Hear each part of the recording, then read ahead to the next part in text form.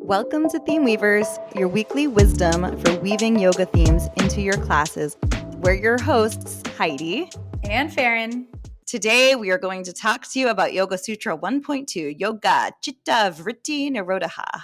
Before we hop in, please check out episode 2 of our podcast for details and background on the structure of how and why to weave themes through your yoga classes. We are going to talk to you, fellow yoga teachers or friends and lovers of yoga, as if you are our students. If you choose to use Sutra 1.2 as your theme and take advantage of our Inspo Sheet, then please find a way to turn our voices into your own. Cool. Today we're going to talk about Yoga Sutra 1.2, just moving right along. So Yoga Sutra 1.2, Yoga Chitta Vritti Nirodha, which roughly translates to yoga is the cessation of the fluctuations of the mind. You just reminded me of something. Wait. Can we talk about Sanskrit for a minute? Sanskrit. Exactly. Yes. That's what I want to talk about. For those of you who are listening, I apologize. I try very hard. This is Heidi. Farron is very into linguistics. I love languages. You do. I do not share that same passion. And I do think it's important to use Sanskrit in my teaching. And I probably say it wrong. And I'm trying very, very hard because I think it's important to not take what was and completely make it something different. But I apologize if it at all offends anybody, if my language and pronunciation is at all incorrect. I am doing my best, and I appreciate you being willing to acknowledge that that is okay. So thank you.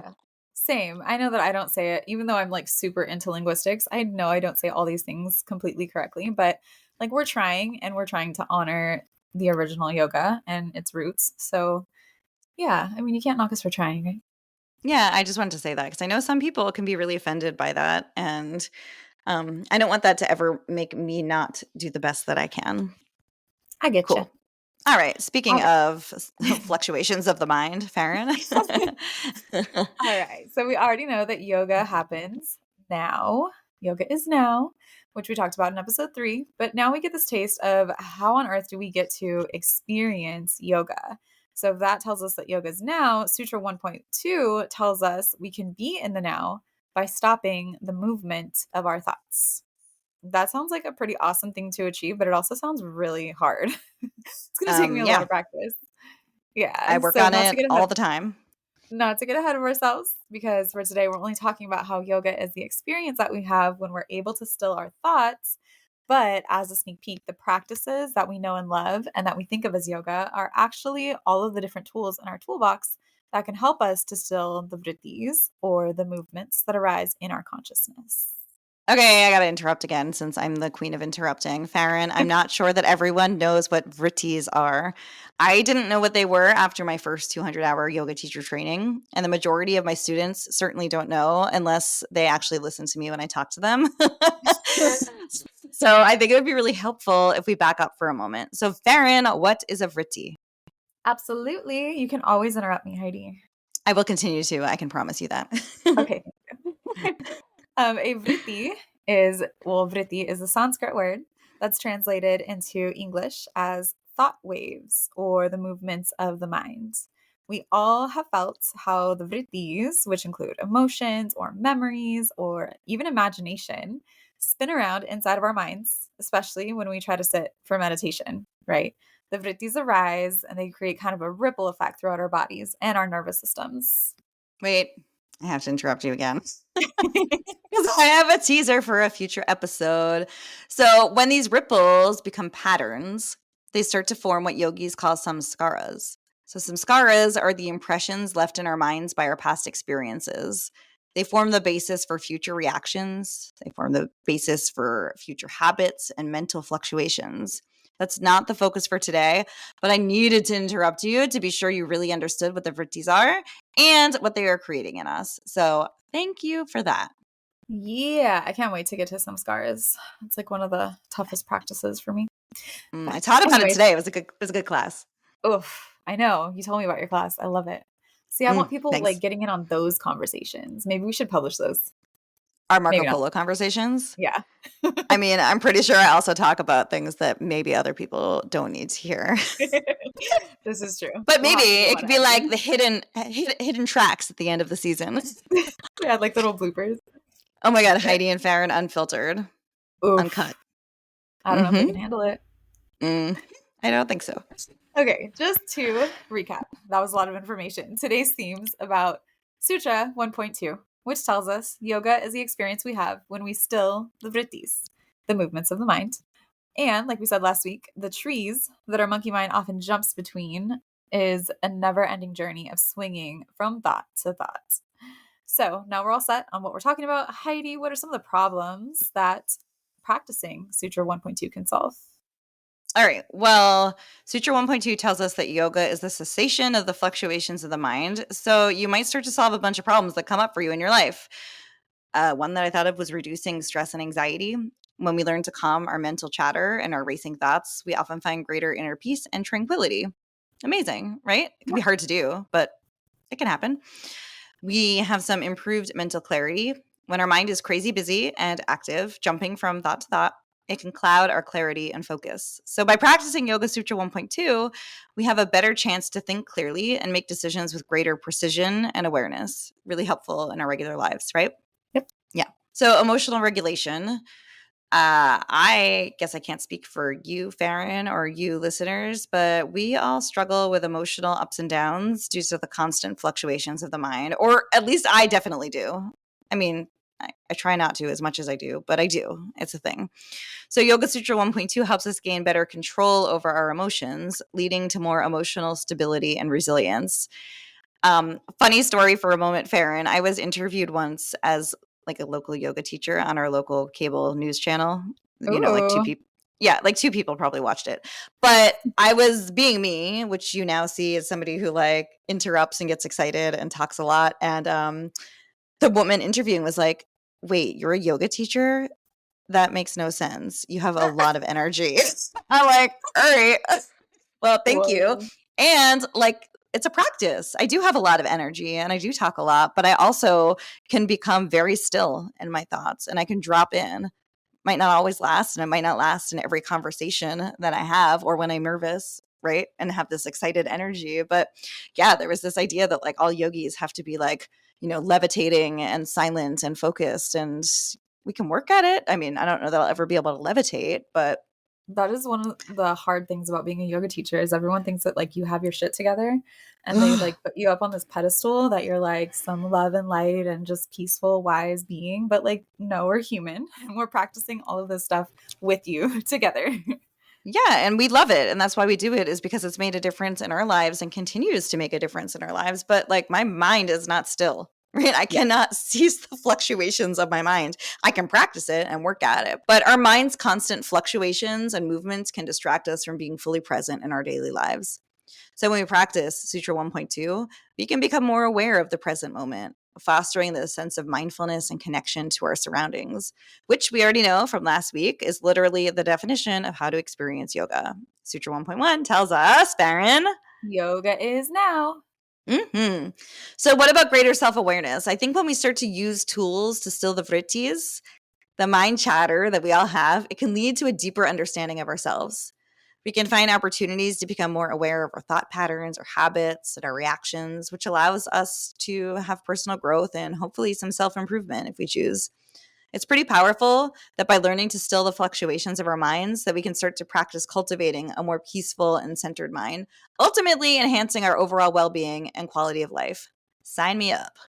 Me too. Yeah, cool. But really, in all seriousness, Farron, this all sounds well and good, but any practice can bring about challenges. So, trying to still the fluctuations of our mind, what do you think can come up for people? I know it all sounds like this blissful existence, but it's completely challenging. It's basically unattainable a lot of the time. Patanjali tells me that in order to be practicing yoga, which is in the now, that I need to still all of the thoughts in my mind that arise in my consciousness. But like, how the hell do I do that? There are so many challenges that we encounter when trying to practice 1.2. That's why it's important to emphasize that it's a practice, not a perfect. It's not the fulfillment of a performance. It's just practice. Some of these challenges are pretty similar to what we talked about last week. They can include racing thoughts, distraction, monkey mind, resistance to fully embracing the present moment. You may not like what's happening in your life right now. So choosing to sit in that discomfort can lead to resistance because it's hard, it doesn't feel good. Yeah. Impatience with the process of mindfulness. So you take 2 steps forward and then 5 steps back because you just found that your thoughts were racing all over the place. Yeah, I mean, these problems are hard. They're complex. They're completely real. But the results that you can find when you still your constant mind chatter, that's they're worth it, right? Because you might find this elusive experience of samadhi, bliss, inner peace, right? Achieving a calm and still mind leads to a profound sense of inner peace. You get to experience a tranquil state of being free from the disturbances of constant mental chatter and restlessness, even if just for a moment at a time. And I know we talk about this, and a lot of people actually come to yoga for this reason, to try and reduce some of the stress in their lives, right? People are really stressful. There's a lot of demands on everyone from life. I And get calls at our studio all the time from people who are like, "My doctor just told me I need to reduce my stress, so I'm asking about yoga. What classes do you have for me?" And I'm just like, "How cute that your doctor recommended that. I love it." But yeah, that's like one of the main reasons. yeah, because when we start to learn how to still our minds and be present, all of the things that are happening, they're still going to happen, but they don't really just feel as big, right? Do you ever find that the things that once stressed you out and got you to like spill over, your cup to spill over, all of a sudden those same things happen and like you're just aware that they're happening and they're not as stressful or hard or upsetting to you? Yeah, absolutely. Great Yeah. practice. Yeah, it really is. Um, we all can start to experience improved concentration, right? When our minds are calm, we can concentrate and focus more rather than being all bouncy everywhere, thought to thought, and not focused. So you can be more productive and successful in what you do. And, when the mind is quiet, we can respond to our emotions with greater equanimity and mindfulness. Rather than being reactive and impulsive, we can start to take that pause, and our quieter mind can give us the space to choose how we want to respond to the world. So maybe this one's just me, but I don't think so. I often find that when my mind is still, I have an increase in creativity. Do you ever get that, Farron? You might Yeah, not. I You get like do? the best bursts of creativity when I'm running and I literally can't think of anything else except like I'm just running and I'm just here, one foot in front of the other. And then all of a sudden I have all these like creative breakthroughs. It's crazy. Yeah, that happens for me too. Actually, like so many of the things that I end up being creative about happen when my mind is completely empty and I'm thinking about nothing. And then I go about my day and I'm like, boom, idea, boom, idea. I have all this like fun music things that I want to do, or podcast episodes that I want to write, or, Yeah. songs I want to sing. So now that we're wrapping up this part of the class where we share our theme, we have to pick out our thematic through line. Farron, what kind of phrases have you come up with that you could use to drop the hammer throughout your class? Yes, those phrases, we just drop the hammer. We use them over and over again, at least 7 times, so that our students really pick up on the message and what we're talking about. So one of those phrases is still the vrittis. When you notice thoughts pop in, come back to the breath to still the chatter. Quiet the mind, even for a moment. Use your breath as an anchor when your thoughts wander. So you can pick and choose any one of those phrases or your own. Yeah, I love them. And in addition to those, we have other tools. We've talked about these that are on our Inspo Sheet to support you throughout the class if you're going to use this theme for a class. So if you download our Inspo Sheet found at themeweaversyoga.com/episode 4, we list all of these out for you. Okay, like we talked about last week, we love weaving the thematic and physical together to be cohesive. So an idea that we had for a peak posture that would symbolize Sutra 1.2 about stilling the fluctuations of the mind. One that I came up with was, I like to use the word anchor a lot when I teach this class, anchoring myself to this breath to help still the thoughts that infiltrate my mind. A pose that helps me have to still my mind and anchor to the moment is eagle pose, because it's really confusing to think about which one is crossing over, which one's crossing under, which is my left, which is my right, and also still anchor to the breath. And then there's no room for my mind to wander with all of this. Sometimes I'll even give the option to nest the eagle just to like give them something different for a second time through.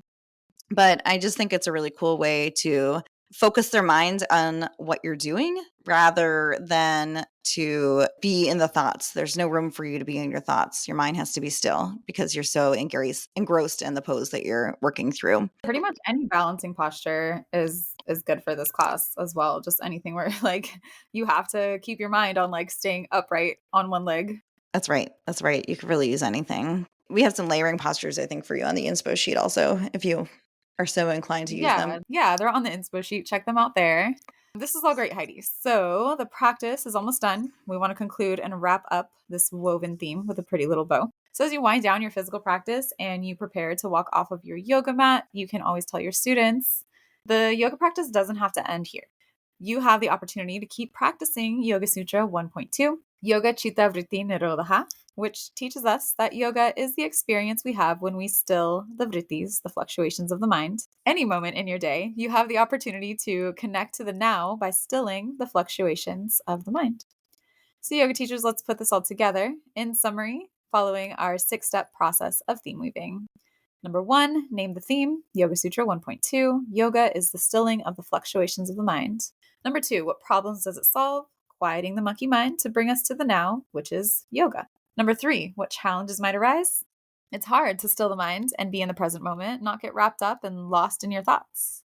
Number 4, what are some of the results of practicing Yoga Sutra 1.2? You get this awesome sense of calm, quiet, and clear thoughts in order to practice being in this breath, in this moment, to calm the swinging monkey mind and truly experience yoga.